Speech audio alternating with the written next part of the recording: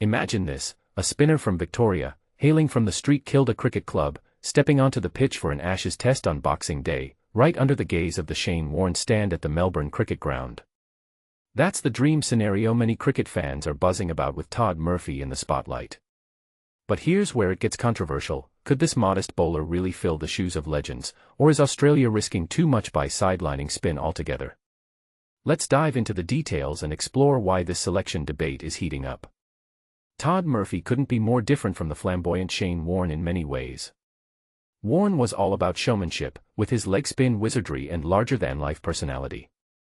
Todd, on the other hand, is the quiet, bespectacled type, thoughtful, modest, and deeply focused on the disciplined art of off-spin bowling. Yet, the connections are undeniable. Both are Victorian spinners, and the idea of Murphy debuting in such an iconic setting is irresistibly appealing.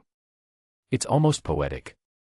Of course, Murphy isn't a sure thing to replace the injured Nathan Lyon for the fourth test. Australia's coach, Andrew McDonald, is hedging his bets, weighing whether to go with 4 top-line fast bowlers and an all-round seamer like Cameron Green or Bo Webster. Still, by naming Murphy as the only spinner in the squad, the selectors have shown more confidence in him than England has in Shoaib Bashir. The English team keeps calling Bashir their top choice, but they've left him sitting on the bench for all 4 tests so far. That kind of trust could be a game-changer for Murphy. And this is the part most people miss, how personal validation can transform a player's career. Murphy shone brightly on his test debut in India back in 2023, and he might have clinched a 3-0 series win for Australia in England if not for those frustrating drop catches in the outfield during his duel with Ben Stokes at Headingley. England fought back to a 2-2 draw, and while it's debatable if that was directly his fault, Murphy's form in domestic cricket dipped afterward, compounded by injuries. Despite that, and even with left-arm spinner Matt Koonman impressing in Asia, this squad pick signals that Murphy remains the prime candidate to succeed Lyon. Now, let's talk about the elephant in the room, the current Australian team's obsession with all-pace bowling lineups. They've experimented with this in 2 of their last 4 tests, like the day-night matches in Jamaica and Brisbane, which were straightforward victories. But was it really necessary? In those games, only 3 fast bowlers made a real dent in the innings, leaving questions about whether pace alone is the way to go. The MCG has favoured fast bowlers more recently, and selectors might be recalling Scott Boland's demolition of England in just 2.5 days during the previous Ashes series. Yet, last year's match against India dragged on for over 400 overs, with Lyon delivering nearly 50 of them. For beginners in cricket, think of it like this: pace bowlers are the sprinters, fast and aggressive, while spinners are the marathon runners, wearing down the opponents with patience and subtle tricks. Adding to the mix, consider the opposition, England's team, packed with players who love to swing for the fences, already dealing with the pressure of a lost series on the world's largest pitch. Just picture Jos Buttler in 2021, essentially hanging up his test boots early with a reckless shot to the boundary off Lyon. Or India last year, on the verge of a draw until Rishabh Pant's ill-advised big hit against Travis Head. Spin bowling tempts batsmen into errors, so opting for a team without it might be the biggest mistake of all.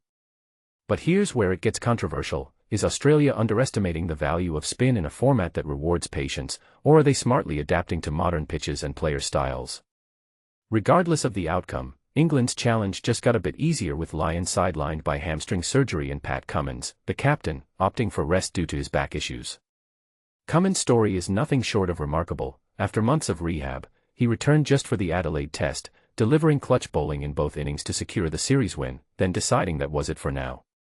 With no test matches until August, he could play if required, but he's choosing health over 2 more Ashes tests. Wise move or a missed opportunity? You tell us in the comments.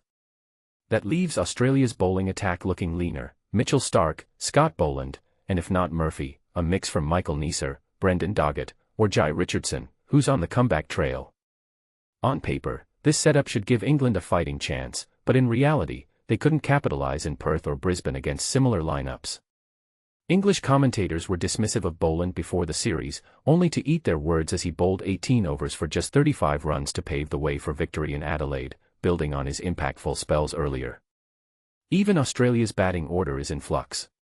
With coach McDonald determined to keep wicketkeeper Alex Carey at number 6 and bring back Steve Smith at number 4, Josh Inglis and Usman Khawaja are battling for the slot in between.